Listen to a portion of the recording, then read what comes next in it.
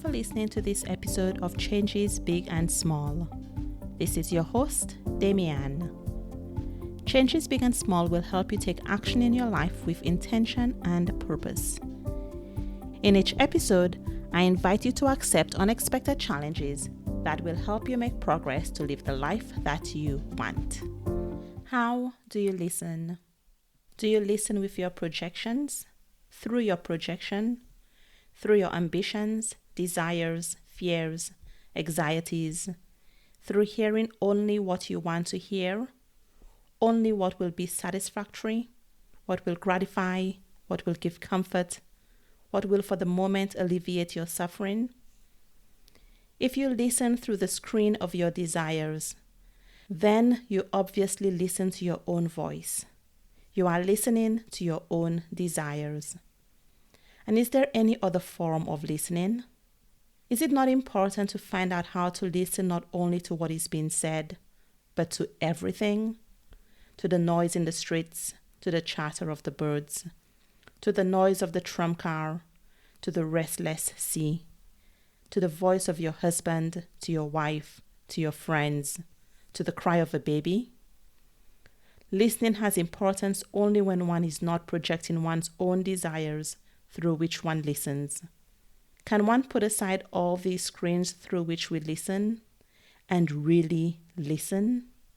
This quote is from the Book of Life, Daily Meditations with Jiddu Krishnamurti. Last week, Jeff and Ellen shared 2 invitations. The first one was to do a check-in and decide on your important relationships, the ones you want to give time to and nurture. Then make sure that you actually give those relationships regular attention. The second invitation was to find out how different people want to be listened to so that you can show up for them in that way. If you still haven't had a chance to do those 2 actions, pause the recording and take 10 minutes to think about it. Do you enjoy listening to lectures, to your parents, your boss? Why do we find listening to be such a chore at times? One issue could be that we have not built that competence, or we may not even know what makes good listening. Ellen shared that perspective with us last week when she talked about how she discovered that she needed to grow as a listener, that her communication skills were not as good as she thought they were, only through relationship with her husband, Jeff. So what are the steps in listening? They're receiving, interpreting, recalling, evaluating, and responding. There is a lot going on as we pay attention to both verbal and nonverbal signs during a conversation. Before you can receive, you have to be in the right environment. Having noises around you, even things like loud conversations, cars, etc. Having physiological noise, for example, if you're in pain or if you're tired. Psychological noises such as worry, fear, stress, distraction, they all reduce our ability to receive. It can help to schedule a conversation in advance and to set the right atmosphere so that good listening is possible. Make sure that everyone in the conversation is able to receive. You may need to do this in the beginning of the conversation, but also along the way because things will change as you progress through a conversation. For example, as a conversation goes on, it could be exhausting to some people and it might be necessary to take a break. Once we've received information, we filter it through our own experience to try to make sense of it.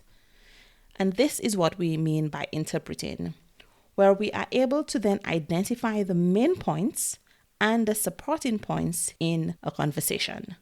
We may have trouble with this step or even skip it completely if we don't understand the material or we don't understand what the person is talking about.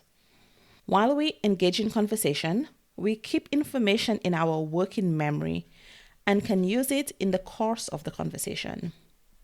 You may have experienced this, for example, when a friend or a family member asks you to repeat what they just said to prove that you were actually really listening to them.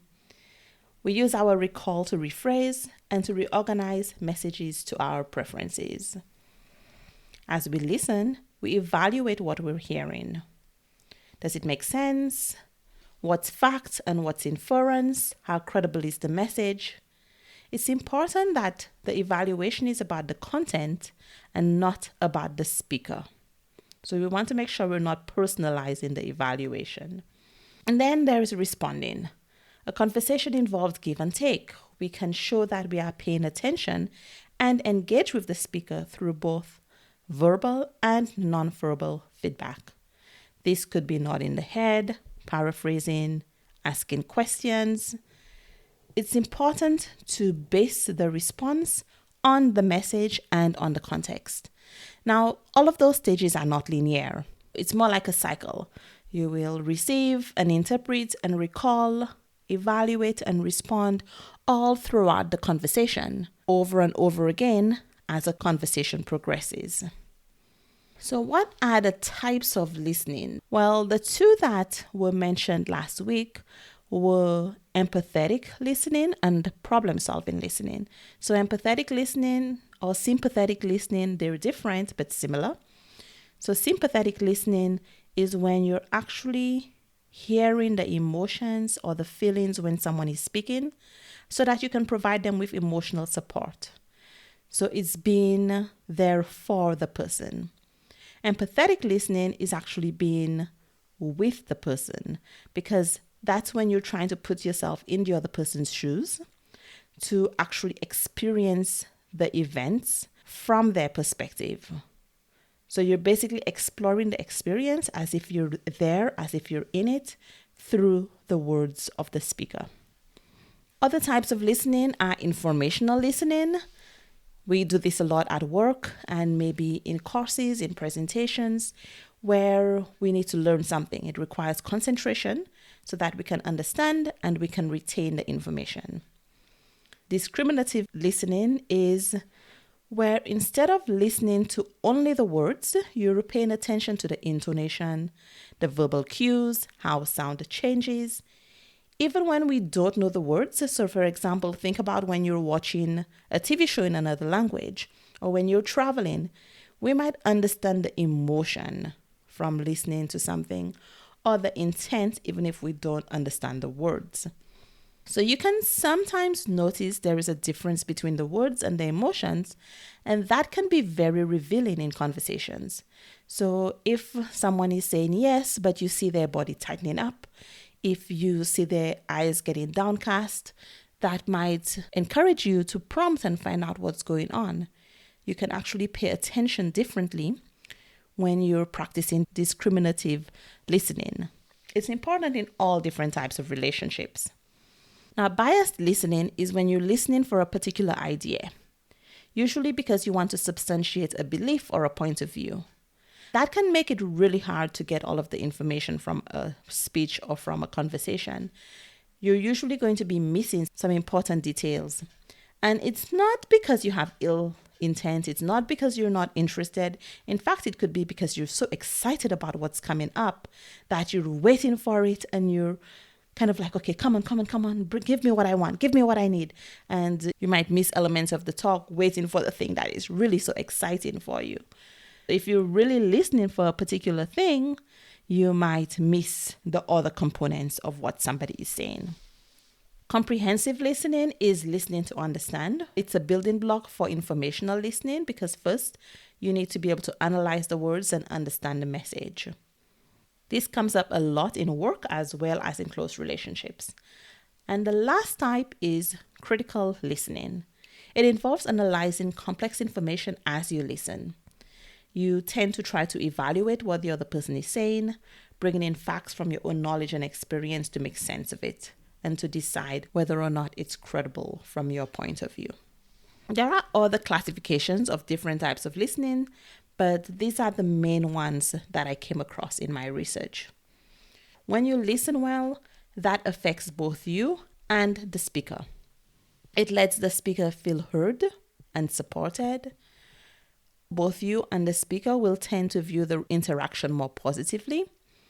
You can access new information and perspectives, and so can the speaker if there is give and take in the conversation. You can both expand your self-awareness and social awareness.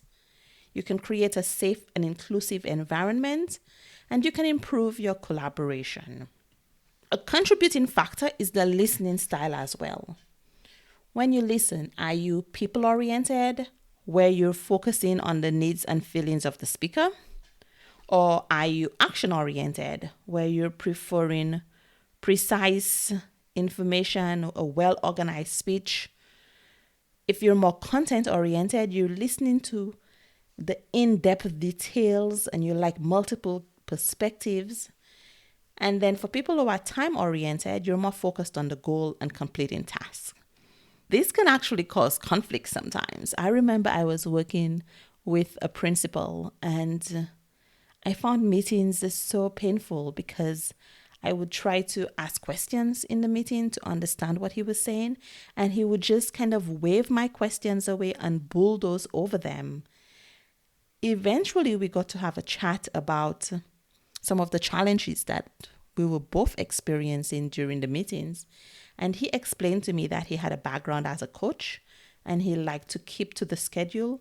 And when people asked questions, he considered that as being disruptive because it would mean that he couldn't keep to his schedule. And I found that was so interesting because my perspective was, okay, well, let's build in time for questions into the agenda so that we can still stay on task, but be able to have conversations. I guess that's a personal preference. I don't really enjoy being in meetings where I just listen to somebody speak, where there isn't an opportunity for collaboration or contribution from all parties. So that was an interesting experience for me in terms of listening and in terms of people's different approaches to meetings as well. I guess we could say that that principle was time-oriented. If you reflect on yourself, if you think about a conversation that you had today, which of the 4 listening styles did you exhibit? Then think about which of the 4 listening styles does your partner or the person that you spend the most time with prefer? How do they show up when they listen? And how do you think they might like to be listened to? I think it could depend on the context and the environment, but much of the time we don't even think about how people might like to be listened to or how we might be showing up in conversations, how we might be listening. So I think reflecting on how you show up, what listening styles you exhibit, what type of listening you fall into most often could be a very interesting thought experiment, a very good writing experience if you're into journaling. And then you could think about what type of listening would help some of your close relationships, some of your important relationships. So if you have that list of relationships that you thought about last time, the 4 relationships or so that are most important to you, what kind of listening do you tend to exhibit in each of those? And what kind of listening does the other person exhibit? And is there an opportunity for you to grow and develop your listening styles and your types of listening so that you're a better listener? I think that different types of situations will call for different types of listening. So it can be good to think ahead about how you will show up for the conversation. If you have the agenda, or if you know what the person wants to talk about, or if you know what kind of person they are, you could think about how might you show up to be able to be a good listener for that person. But why is it so hard for us to listen? One of the reasons that it is hard for us to listen is because our speech rate is significantly less than our thought rate. So while we can process between 400 and 800 words per minute, we tend to speak between 125 to 175 words per minute. That is quite a difference. This makes it possible for our mind to wander. We can come up with some strategies for engaging the mind in the conversation so that we stay present, so that we stay in the conversation. Some of the things we could do during a conversation for that is organize the content, paraphrase, rephrase, those different ways of staying engaged in a conversation. Another barrier to listening is poor presentation or information overload. Perhaps you've started out okay in a meeting or in a conversation, but you've quickly lost interest, or maybe even slowly lost interest. Or maybe you got tired and your capacity to pay attention reduced as the presenter droned on. We may feel okay with selective attention. We may only pay attention when we hear our name or when a topic of interest comes up. Most of us, when we were students, and I definitely remember this from being a teacher as well, where students' ears would perk up whenever you said, "This will be on the test." That would be an example of selective attention. Often what we end up doing as well is we're preparing our response while we're listening or instead of listening, so we're not really giving the speaker our full attention. One way to get around that is to feel confident that it's okay if there's a pause in conversation. It's okay if you take time when the person is finished speaking to formulate your thought. Sometimes we think that we have to be so fast in conversations that at the end we're like, oh, I forgot that I wanted to say this and that. Whereas if you can feel present in the conversation and really get to that place of responding to what is really happening as opposed to staying in your head, you may find that you're having much more interesting, much more engaged conversations. That's one of the things that I try to do in the podcast. That often means that a lot of the questions that I've prepared do not get asked, do not get answered. But that's okay because I really want to be present and responsive to what is happening during the conversation and not too tied to my preparation. Like I really want it to be a conversation. And that means that I need to be able to pay attention to what the person's saying, process it, respond to it. In fact, go through all of those steps that I talked about earlier of what's involved in a conversation. If I'm just paying attention to my questions, then that's less a conversation than an interview. There is definitely a place for both, but when the goal is conversation, then the responding part and the being present part are very important. The second part of this week's episode is about how to find the areas of pain for growth in relationships. It's a continuation of my conversation with Jeff and Ellen last week. The conversation went a bit long, and so I am bringing you the second part in this episode. That actually brings up another good point about having big energy.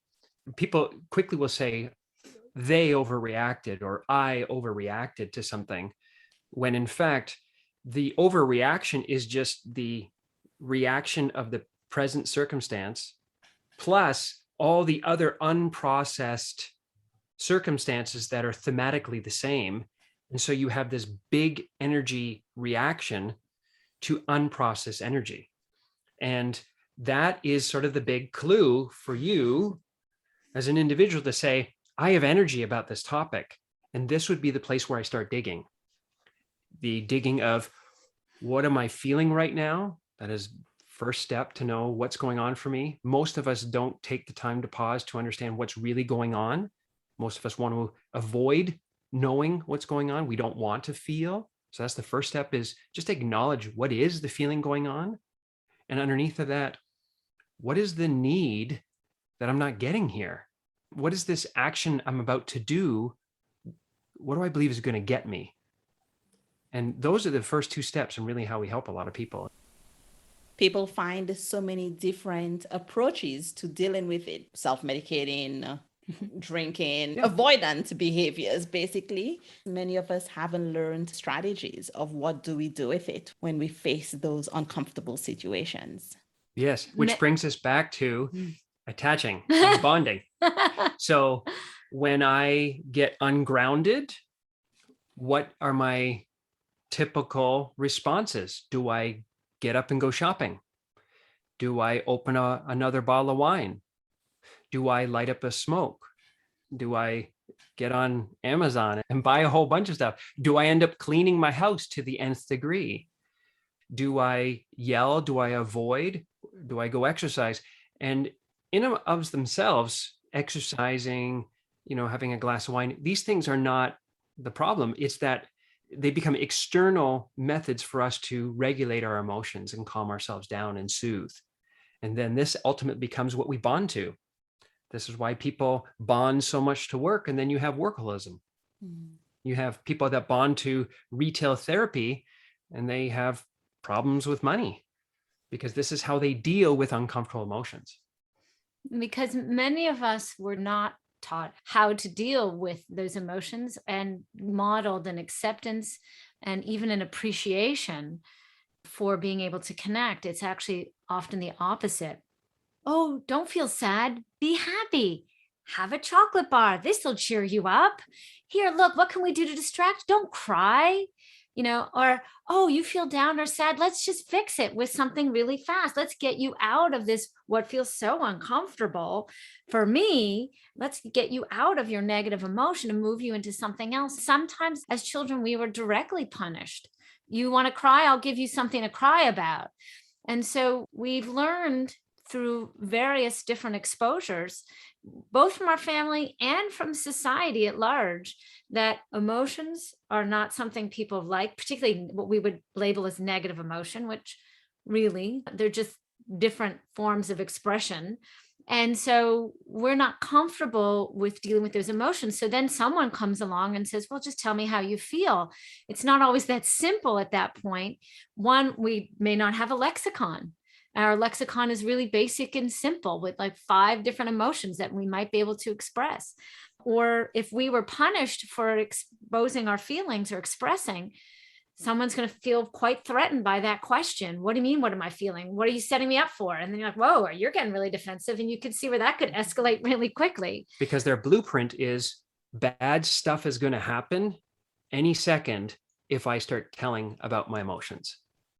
And so therefore, no way I'm going to start telling you how I feel. I won't even acknowledge it to myself, because from childhood, if bad stuff came, like a threat or abandonment or sent to my room or being hit, I'm not going to bring that, because in my memory banks, it says dealing and bringing up and allowing myself to emote equates to bad stuff. And bad stuff happening means it's a threat to my existence, and I'm not going to do that. Think of how many people you know who are comfortable crying in front of another human being. Most people apologize profusely for crying. Yeah. Most people feel so ashamed and embarrassed if they cried and let that out. And so that gives you a little glimpse of the kind of mentality that we host at large about emotions. And not only can we not control our emotions in that way, like they're created all the time, whether we are aware of them or not, but then how can we feel seen and accepted, but rather start to feel a great deal of embarrassment or shame for our own self? And that gets in the way of us connecting and our emotions and our relationships. I find this so interesting as well, because what we label negative emotions, which are just emotions on the spectrum, we're conditioned so that it's uncomfortable for everybody involved. It's uncomfortable for the person experiencing the emotion and not knowing what to do with it. And it's uncomfortable for the person who happens to be in that space as well, because we need to fix this. And so being able to sit with discomfort, to sit with pain, is not an experience that many of us have accepted as default, as okay even. Yeah. And so one thing we consciously model to our son is allowing emotions to come up. So when we watch a movie and it's got a sad ending and we're crying, that we all are allowed to cry. And it's important that our son sees adults crying and nothing bad happens. And then we also talk about it, why I'm crying at this movie and what touched me. And so this culture of pro-emotion, pro-expression means that in the future, this is the seeds we're planting here, then in the future, when my son is in the presence of another human being who is being emotional, sad, angry, depressed, anxious, anything, he will just say, that's an emotion. And I don't need to set the defenses. I don't need to solve it, put it away so that he isn't triggered. It becomes almost a non-event. He's allowing everyone else to just emote, that he's comfortable in the space of the emotional realm. I used to watch Dr. Quinn, Medicine Woman, when I was in, I don't know, high school, university at some point. Yeah. I remember there was almost never an episode when I did not cry. And a family member would be like, this is not real, right? Like, why are you crying? And then always feeling like I needed to hide to cry, like the surreptitious cleaning of your eyes, pretending that nobody can see you so that nobody's going to comment on the fact. The connection I've made later is that when we suppress what we call negative emotions, there is actually a connection to being able to experience the wide range of emotions, including what we consider to be positive emotions. And so somebody being too jubilant is also discomforting. It can also feel uncomfortable as much as so-called negative emotions. Yeah, you have a great thing about it's not a filter, about the filter of the tap. So tell me more about my great thing. Yeah, Ellen has a great thing to say. She's going to say it in a minute, but it goes something like this, that when you put up a wall from not feeling bad, it's not a permeable wall. I'll only let good emotions out, but I won't let bad emotions out. No, it's a wall.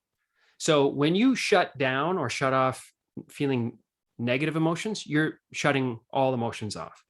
So it means you won't feel as bad, but you're also not going to feel as good. And this is the big suppression of all of our emotions. Whether we're talking about negative emotions or positive, it makes it difficult for people to understand and connect to what is joy. How do I know what that feels like? I don't know what passionate excitement is. And they think this euphoric feeling must be joy and passion, and they're not able to discern what's going on inside them. And so you have people that may say, oh, I'm really excited, but for us, we see them as really ungrounded. Or people that are saying, oh, I'm really fine, everything's good, but their energy is just clearly vibing, they're not good. They're not acknowledging the sadness. And this is the mismatch that when we don't feel, when we can't be present and allow ourselves to feel, then we suppress all that. We've numbed out. Do you want me to take over now? Yeah, please take over. Now I remember that analogy. Yeah. Yes, it's the one about the wall. To carry on that point that Jeff made for me, thank you. It's the whole idea of when we numb out to not feel the pain, we also numb out from our ability to feel the joy. So it would be like living in a black and white world where we numb out color because there's not as much contrast sometimes, or we don't have to deal with the contrast and colors, the variation, the brightness. But then we're missing out on all the beauty and technicolor and variations that come with actually allowing ourselves to be more sensitive and attuned and open.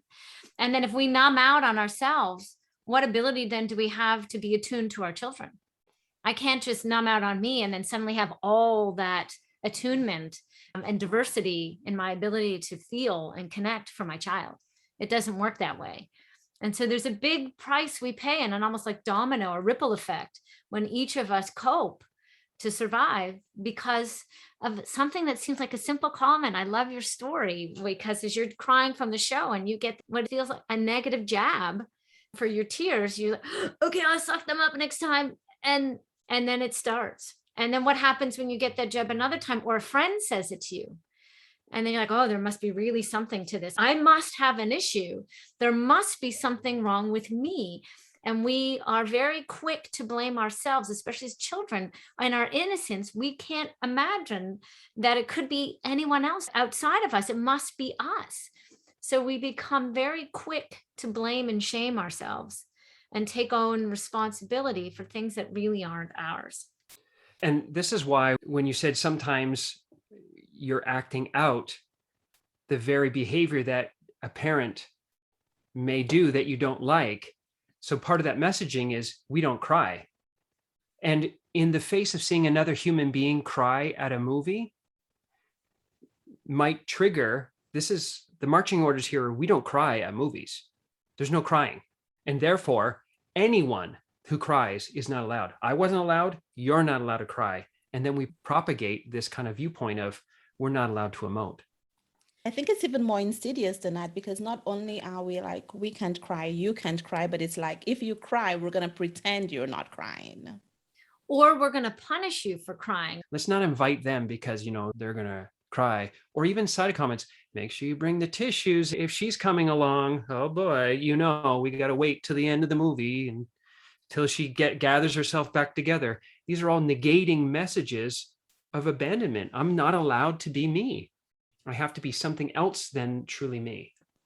So this also forms our view on how we feel about relationships. What is it like to be in relationship? Wow, relationships are really wounding. Relationships are hard. I'm not really sure I like people. I think I'll work with horses or animals because they don't lie and manipulate. What you see is what you get. And I don't feel faked out or judged by them. And so attachment theory, the essence is, do we feel that people, human beings, that we have one, two, a handful that have our back and really see us and let us be us and are there for us and committed to the exchange and openness of this relationship? Or are there conditions? Are they abandoning us? Are they coming and going, which makes me feel really insecure and unsafe? And so if I can't depend on human beings, what can I depend on? Well, this drug is always there to make me feel good. I can always count on my drug. And I can always count on a good sale to make me feel good. Or not, you know what? Ice cream always makes me feel good. And I found consistency in things because I haven't found them and that stability in people. Thank you for listening to this episode. If you've enjoyed listening to it, please click on the link in the show notes to leave a review and share the episode with someone else who you think will benefit. Next week, Sunita Narayanan and I will discuss conversations and how we can not only get the kind of listening we want, but build a whole conversation toolkit. Rarely do I have somebody push back and say, that's the dumbest thing I've heard. Even if they're not prepared, even if they say yes, but it gentles the cortisol, the amygdala, the part of our brain that is pushing us to either run away or to hide or to fight back. It gentles that a little bit. If you have a question or a suggestion about this series on relationships, you can email me at contact@changesbigandsmall.com. Remember, change begins with one small step. Have a great week.